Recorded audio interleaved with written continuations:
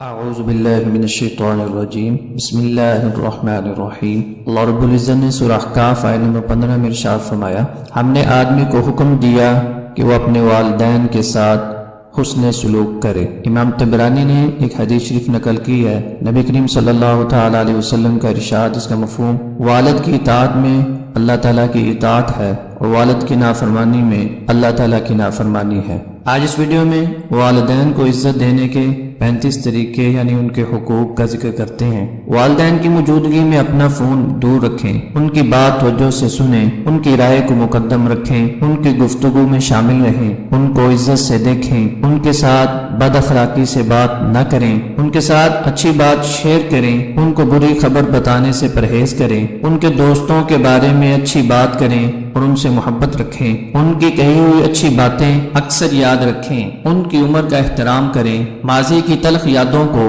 ان کے ساتھ شیئر نہ کریں، ان کی موجودگی میں کسی دوسری گفتگو سے پرہیز کریں، ان کے سامنے ادب سے بیٹھیں، ان کی رائے اور سوچ کے متعلق معمولی سا بھی اختلاف نہ کریں، جب وہ گفتگو کریں تو ان کی بات کو نہ کاٹیں، ان کی دہرائی ہوئی باتوں کو اس طرح سنیں گویا کہ پہلی بار سن رہے ہو، ان کی موجودگی میں اپنے بچوں کو ڈانٹنے اور مارنے سے پرہیز کریں، ان کے حکم اور مشورے کو قبول کریں، ان کی موجودگی میں صرف ان سے ہی رہنمائی لیں، ان کے سامنے اپنی آواز کو ہرگز اونچا نہ کریں، ان کے سامنے خود کو بڑا ظاہر مت کریں، ان کو ہمیشہ تعظیم دیں، ان کے سامنے اپنے آپ کو تھکا ہوا ظاہر نہ کریں، ان کے سامنے بیٹھتے ہوئے اپنے پاؤں ان کی طرف نہ بڑھائیں، ان کی طرف پیٹھ کر کے نہ بیٹھیں، جب وہ خود کسی کام کا اپنے آپ کو قابل نہ سمجھیں تو کہیں کہ آپ قابل ہیں، کوشش کریں کہ ان کو اپنی دعاؤں میں شامل رکھیں، ان کی غلطی اور بھول پر کبھی بھی مت مسکرائیے، ان کی زیارت برابر کرتے رہیں اور ان کو محبت بھرے ناموں سے پکاریں